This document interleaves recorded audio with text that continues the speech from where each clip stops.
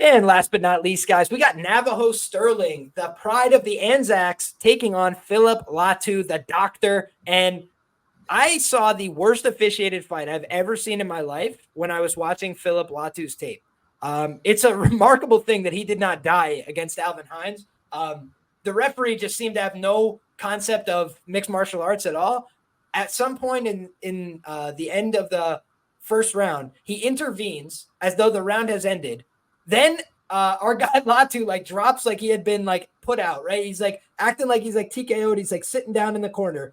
Then the referee is like, get up, and like tells him to get up. Then they restart the fight. It was the weirdest sequencing I've ever seen. They just restarted the fight. It looked like 5 minutes had passed. Then they restart the fight standing up, and then they fight for another minute or so. Then the 10-second clapper, and this dude's just getting beat up on it. And then to make matters worse, he comes out and still fighting tough in round 2. And then all of a sudden the dude's like grabbing on for a choke, and he did tap. Like, you asked me, he absolutely tapped.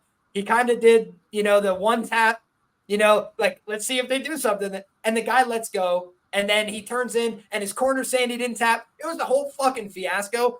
Terribly officiated fight. So if you guys want to have a little laugh, go watch the Alvin Hines fight. It's on YouTube. And if you need the link, I will share it with you. But in any case, I think that this Latu guy, he's got a lot of power, but he's fighting absolute J-Brones. He's got knockout power, fighting very, very poor competition.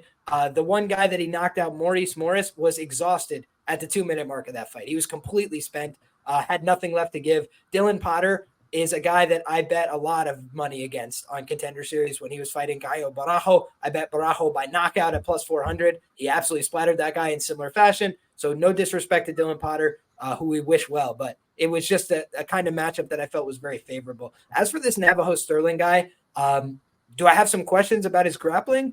Certainly. I think that's like the big question mark, but do I think this is an opponent that's going to test that?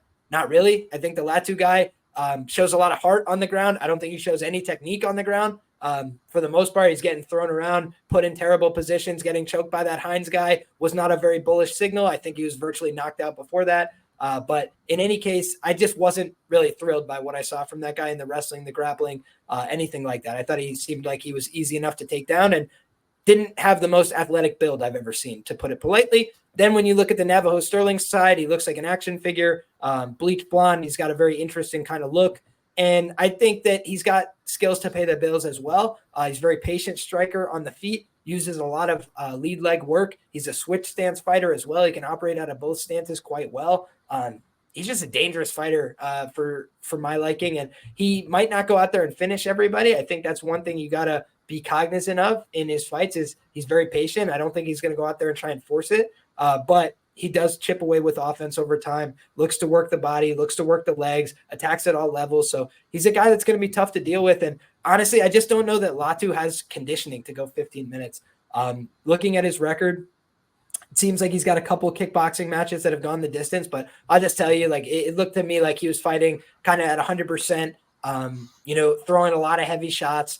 And I don't know that with his body composition, I trust him to fight for 15 hard minutes, truth be told. So perhaps I'm wrong about that. And I'll always be the first to say, I was wrong about that. But in this case, I'm just not bullish on this guy's body composition. I think that Stirling is being set up for success in this fight. Gordo, we'll kick it to you, my brother. How do you feel? Yeah, well, I'm happy to have a fight here in the first place. It was a very weird road to get to it. It is on short notice. There are a bunch of different matchups there. But to me, this is one that it's a bit lackluster. Let's put it that way. I think both these guys have their flaws. I think both these guys can be exploited inside the UFC. Let's put it that way. But we have a fight nonetheless, and I'm happy to go out there and pick a side. Latu, someone who I do think could have some success. I think he's a solid striker. I think he's got the ability to go out there and box, but I don't like his takedown defense. I think he can stay in the pocket too long. I think he is someone who is also more limited to his boxing. Whereas a good guy in Stirling, he's a guy who I do think has a very versatile kickboxing game. Fights at that city kickboxing is a guy who I do think has the better technicality and overall striking. So if I'm looking at this as a 15-minute kickboxing affair where neither of these guys are going to really offensively wrestle too often, I have to favor Stirling. I think he's got not only more power, but more versatility in his strikes, ability to mix it up to different levels as well, fighting out of a better camp, and also having, I think, the better ability to go 15 minutes as well. Not only does he win the optics, but have the power advantage, different aspects get it done. I have to side with Stirling here. I also haven't really seen him be caught too often. So what's a victory for Latu look like? I don't think he's wrestling. So is he going out there and out voluming him with his boxing? Is he landing the powerful shot? I don't see it too often. I think it's Sterling's fight to lose. I think he has more ways of getting it done. And simply put, I just think he's the better striker in what I believe to be a 15-minute striking affair. Yeah, to answer your question, I think Latu would probably have to knock him out in the first 2 rounds. I think that he does have big power, but ultimately, it's about whether or not he can connect. And I do think he's going to struggle to close down the range a little bit in this fight. So great points by you, my brother. Did you have anything you wanted to add there before we kick it to Pierce? Yeah, not too much on this one. I think that the right man is favored here, and it's a one that there could be some different aspects coming into this one on short notice. But like I mentioned, striking affair, I do think Sterling has more ways of getting it done, and I do like your shout on the body composition factor there. I do think Sterling could have some success the later the fight goes, but a guy who I do think is the A side of this matchup is Sterling, and the guy who I will be picking to win. Yeah, I think that you made a lot of great points. I can't find Phillip Latu on social media. If you guys can, please send it my way. I looked for him. I didn't find it. So for me, I had to consider Navajo the A side in this one because if I can't find your opponent, then you're definitely the A side. Also, just looking at his social media, 15.8K on Instagram. Nothing to sneeze at, especially with just a few fights. So, Pierce, how do you feel about this matchup, my brother? Do you like Navajo Stirling? Do you think he's got a future in the UFC?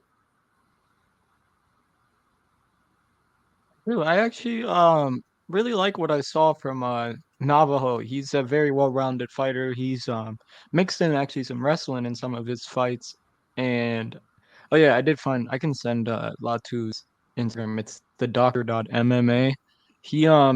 He actually, I don't know if it says it on Typology. He trains at Elevation Fight Team, so I think his cardio is honestly not that bad in this matchup because he always throws hard. He's got that Muay Thai style where he's just throwing for the fences, and he's got that big, powerful left hook. But my issue here is that I like Navajo's game as in this against this type of style in Latu, where Latu's going to be throwing hard. He's going to be trying to land big in the pocket, but I don't think Navajo is going to let him get close. He's got that jab. He feints a lot. Good teep kick up the middle. His style is mainly breaking guys later in fights, and I feel like you can even give Navajo some grappling upside here if needed. I mean, Latu did lose the Guzzi Hines. Guzzi's good heavyweight prospect. We'll probably see him on Contender Series come next year, but yeah, I still think that's potentially an avenue for Navajo if he wants. I don't think he'll go for it. I think he'll just kickbox from range. He is a bit passive at times, so it makes me interested in the over here at a pick'em. I think Navajo is live to maybe pick Latu apart and maybe finish him late, but I will say Navajo's young in his career.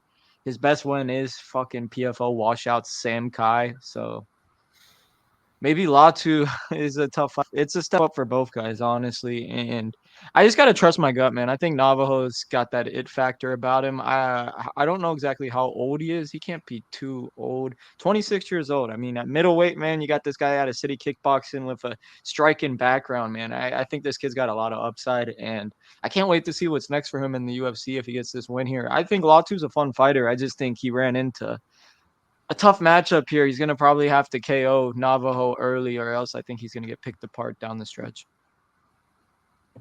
Yeah, we see this fight largely the same way. And I don't even mean to disrespect the man's cardio, right? Like coming out of a team like Elevation, I'm sure he's going to be working hard. But for me, it's just the style, right? You mentioned throwing a lot of heavy shots. That's just hard to sustain. Even if you're, a really, well-conditioned athlete. On top of that, we're talking about a guy that I think is going to be swinging and missing. So when you talk about if you're connecting on big shots, gives you confidence, gives you motivation, you keep wanting to throw. You can just tire yourself out by missing and losing confidence, breaking on yourself. And that I think is a live possibility here. Navajo, you mentioned it, man. He uses that teep kick, right? But he can do it from both stances. He can switch. He can retreat into a teep. So it's like he's just a hard guy to get close to. And then if you do start to shut down the kicks, if you try and catch those, he's firing with the hands. He's using his other strikes, his other weapons, the knees, and he can clinch, he can wrestle, like you said. So he kind of just has a couple of these different paths, a couple different ways to go in a fight. And I don't like when somebody just has one path, right? It's like if I can get to a good price, then that's cool. But if there's not a great price on that one path, then it does seem to me like he's swimming up creek without a paddle.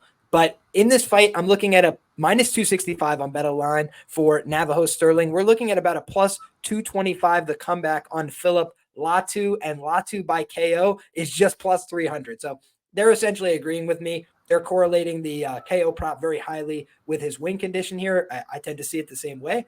And for Navajo Stirling on the other side, he's plus 110 to win this fight by knockout. And meanwhile, to win by decision, he's plus 325. So they're basically projecting this fight to be a Stirling knockout. I see it the same way, but I wouldn't be stunned if it went to a decision either. I think he's just going to try and chip away. He's young. The UFC looks for young prospects, and I think they're a little bit more forgiving this season for guys who go to decision as long as you're throwing, working, doing shit the whole fight. And if you don't go for takedown. So, unfortunately for Brendan Loughnane, he learned the hard way. If you go for a takedown in the last 10 seconds, you're fucked. But otherwise, it's these kind of opportunities where if you go out there, work hard for 15 minutes and try and put the guy away, they'll give you the contract anyway if you're a star that they want to sign. So I think that they like this guy. I think he's one of the best prospects in the region. And by the way, a little bit of narrative nation for you guys. Israel Adesanya gave this guy a personal shout out. The other kid that's got the face tattoo, I apologize. I just can't remember his name off the top of my head, but there's a couple of these guys, few of these guys from the gym, City Kickboxing. He also shouted out Cam Rouston, right? So it's not going to work out for everybody. But he basically was saying like, and Cam Rouston was the last name that came to mind, just so you guys know. But he was saying like, these are the guys that are the future. These are the guys that are going to represent our gym. So in terms of the Israel Adesanya stamp of approval, he's saying this guy's the next generation. He won a tournament that's been huge for the City Kickboxing guys, the King of the Ring, King in the Ring, whatever the F it's called. It's a big kickboxing tournament over there. He won it. I think he's done it 2 times now. He went through the process multiple times. So for me, you're just seeing a guy in Navajo Stirling who's taken the right steps. I liked his interviews as well. He seems like a martial artist that cares about, understanding all aspects of the game, the media, how do you promote yourself? How do you talk? And then also, how do you use all your different skills in fights? So I like what I'm seeing from the guy. I think he's got a great trajectory long-term. As long as he can keep putting together the skills, keep working hard. He's got a huge frame as well. So I just like what I saw from this guy, essentially. I think he's going to be a good prospect. Please go ahead.